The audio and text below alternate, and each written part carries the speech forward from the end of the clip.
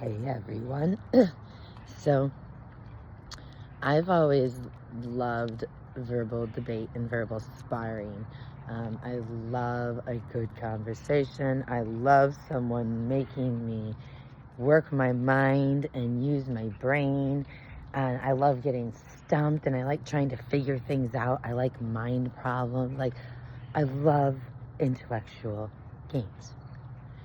And so, in my journey in Christianity, I have really started to dig apologetics. Because, I'm like, dude, I got all the words.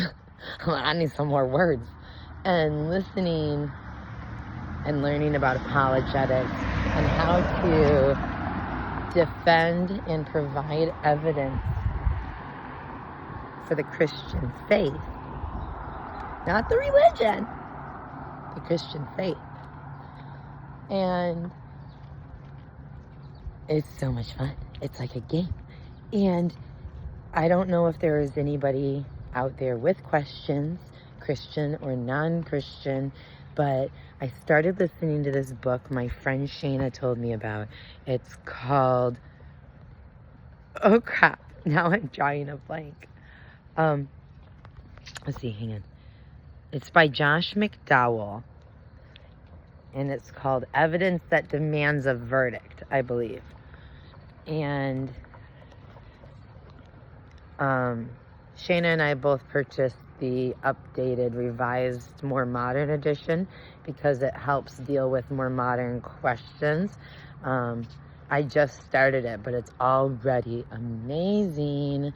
And so if anyone has questions or wants to learn how to answer questions, wants to learn how to defend their faith, I mean, the call of the Christian believer over and over again is to be able to defend and give evidence for why you believe what you believe. And if you don't know what you believe and it's just a feeling and you don't know how to verbalize it in human language, this book is awesome. Apologetics are awesome. They'll leave you feeling more confident and brave and like, bam, baby. Like, Jesus will take you so many places it's like the Holy Spirit wants to speak through you. But you have to actually learn how to say it. And to learn, you got to study. You got to show yourself as a worker approved.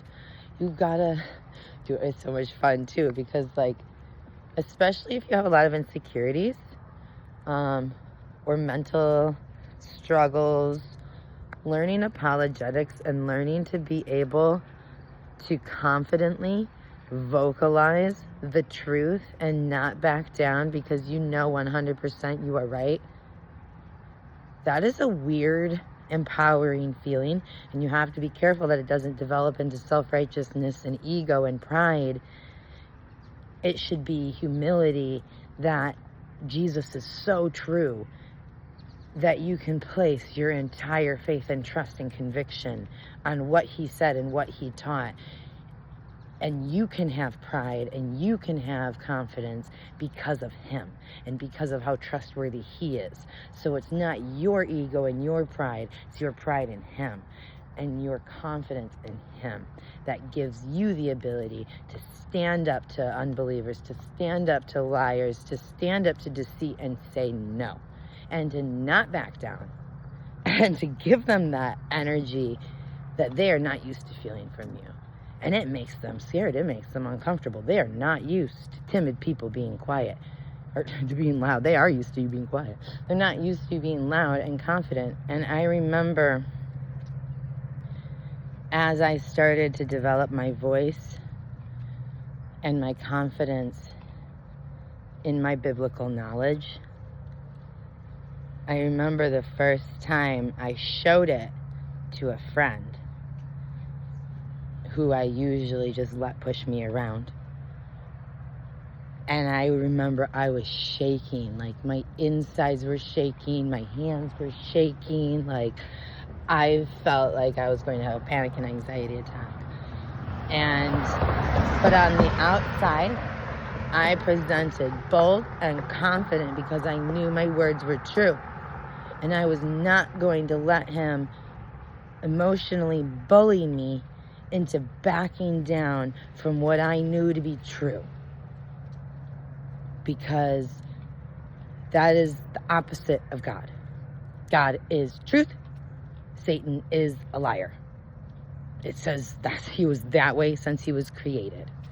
So it also says that good Christians have zeal for the Lord and for what he values, and the Lord values truth. One of the things over and over again that is actually kind of scary when I started realizing it, the things that get you into hell, lying is always on the list. When I started to realize how much lying, white lying, deception, not revealing the truth when you know the other person would want to hear it, no matter how it's going to make you feel, that revolts God. That is revolting to him. He finds that despicable.